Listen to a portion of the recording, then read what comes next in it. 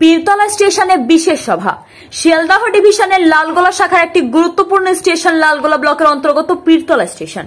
ভগবানগোলা ব্লকের কান্তনগর, লালগোলা ব্লকের যশোরতলা, রাজারামপুর, আইরমারি সহ তৎসংলগ্ন এলাকার সাধারণ মানুষজনের ট্রেন যাত্রার অন্যতম রেলওয়ে স্টেশন হল পীরতলা স্টেশন। কিন্তু এটি একটি ছোট স্টেশন বা হল স্টেশন হওয়ার কারণে এক্সপ্রেস ট্রেন দাঁড়ায় না। এছাড়াও একাধিক সমস্যার সম্মুখীন হতে হয় যাত্রীদের। রবিবার শিয়ালদহ ডিভিশনের ডিআরএম লালগোলা শাখার বিভিন্ন স্টেশনে পরিদর্শন করেন, যার মধ্যে পীরতলা স্টেশনও পরিদর্শন করেন তিনি। তাকে সামনে পেয়ে পীরতলা হল রেলওয়ে স্টেশন উন্নয়ন কমিটির পক্ষ থেকে বেশ কিছু দাবি দেওয়া পেশ করা হয় তার কাছে। মূলত হল স্টেশনের বদলে ফুল স্টেশন হিসেবে পীরতলাকে মান্যতা দেওয়া, ওভারব্রিজের শেড নির্মাণ, 2 নম্বর প্ল্যাটফর্মের নতুন টিকিট কাউন্টার তৈরি করা, যাত্রীদের সুবিধার্থে রেলের সময়সূচি জানানোর জন্য মাইকের ব্যবস্থা করা সহ বিভিন্ন বিষয় নিয়ে তার সঙ্গে আলোচনা করে পীরতলা হল স্টেশনের উন্নয়ন কমিটি। এদিনের বিশেষ সভায় উপস্থিত প্রাক্তন সাংসদ দিলীপ ঘোষ, জাতীয় হজ কমিটির সহ সভানেত্রী মাহফুজা খাতুন, রাজ্য দিশা কমিটির সদস্য জিয়ারুল হক, জেলা পরিষদ সদস্য তহিদুর রহমান, লালগোলা পঞ্চায়েত সমিতির সহ সভাপতি জিয়াউর রহমান সহ অন্যান্যরা। লালগোলা থেকে বাদরুল আলমের রিপোর্ট। গত বছর দিলীপ বাবু যখন আমাদের মাঝে এসেছিলেন তখন আমরা ওনাকে 10 দফা দাবি জানিয়েছিলাম। ইতিমধ্যেই 10-এর 4 দফা, অর্থাৎ একটা র্যাম্প নির্মিত হয়েছে, প্ল্যাটফর্ম বিউটিফিকেশনের কাজ অনেকটাই হয়েছে সুন্দরভাবে, শেডের কাজ চলছে, আর বিশুদ্ধ পানীয় জলের দাবি ছিল আমাদের, সেই কাজটাও চলছে। ফলে 4 দফা দাবি আমাদের মাঝে ইতিমধ্যেই 1 বছরে আমরা সফলতা পেয়েছি। দিলীপ বাবুর প্রচেষ্টায় আমাদের এই রেলের এই কাজগুলো আমরা পেয়েছি।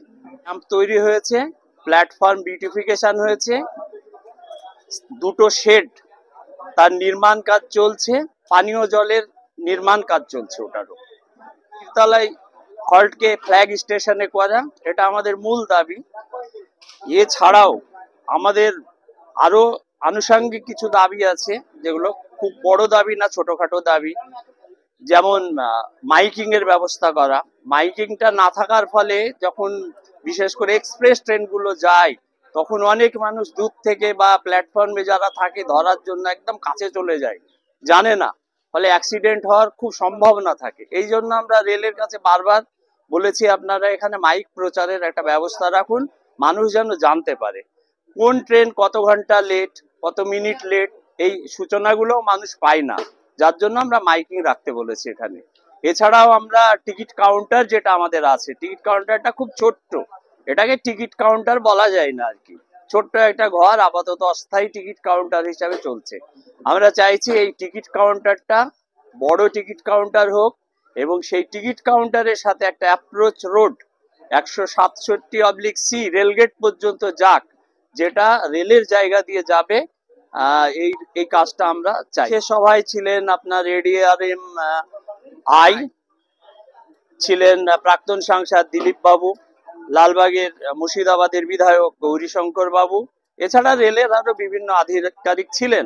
আর ছিলেন যিনি আমাদের এই আন্দোলনকে নতুন ভাবে প্রাণ দিয়েছেন, রাজ্য দিশা কমিটির সদস্য জিয়ারুল হক। আমার নাম হচ্ছে বাদরুল আলম, সদস্য স্টেশন উন্নয়ন। আমাদের গত 1 বছরের ভেতরে যে দাবি পূরণ হয়েছে তাতে ফিজিক্যালি হ্যান্ডিক্যাপ যারা, তাদের প্ল্যাটফর্মে ওঠার জন্য একটা র্যাম্প হয়েছে, আর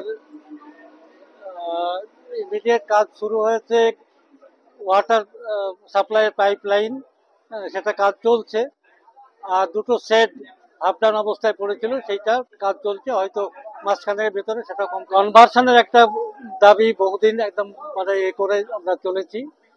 কনভার্সন না হলে হলটা হচ্ছে খুবই সাধারণ অ্যামিনিটিজের স্টেশন, ফলে আমাদের এখানে বাড়তি অ্যামিনিটিজ পেতে গেলে এটাকে কনভার্সন দরকার, সেই দাবি আমরা করে আসছি।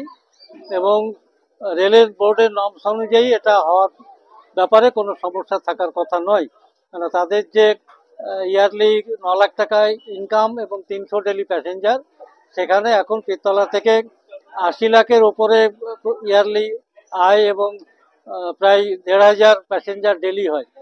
ফলে রেলের যে শর্ত সেটা আমরা ইতিমধ্যে বেশ কয়েক বছর ধরে পূরণ করতে পেরেছি, এবং এটা কনভার্সনের জন্য দাবি আমরা করে যাচ্ছি। এরপরে যেটা আছে, স্টেশনের যোগাযোগের জন্য ভালো রাস্তা নেই, সেই জন্য আমরা 167C লেভেল ক্রসিং থেকে স্টেশন কাউন্টার পর্যন্ত 500 মিটারের একটা অ্যাপ্রোচ রোড করার জন্য দাবি আমরা জানিয়ে আসছি। এটা হলে সরাসরি স্টেশনে বড় গাড়ি নিয়েও মানুষ ঢুকতে পারবে এবং সুবিধা পাবে আর কি, যেটা বর্তমানে অসুবিধার ভেতরে আছে। এছাড়া আছে এখানে অ্যানাউন্সমেন্টের কোনো ব্যবস্থা নেই এবং টেলিফোন কানেকশন না থাকার ফলে ট্রেন কখন আসছে কখন যাবে সেই সংবাদটা আমরা পাই না। এছাড়া থ্রু পাস যে এক্সপ্রেস ট্রেনগুলো করে সেই সময়ে অ্যানাউন্সমেন্ট হলে প্যাসেঞ্জাররা সাবধান হতে পারে যারা প্ল্যাটফর্মে থাকে সেই সময়ে। এটা না হওয়ার জন্য দুর্ঘটনার একটা সম্ভাবনা থেকেই যায়। আমরা সেই দাবিটা রেখে আসছি যে এখানে টেলিফোন কানেকশন এবং অ্যানাউন্সমেন্টের ব্যবস্থাটা হোক। আর এছাড়া আছে ওভারব্রিজের উপর একটা শেড হওয়া দরকার, কেননা পারাপারের অসুবিধা হয় বৃষ্টির সময় বিশেষ করে, এটা খুবই দরকার।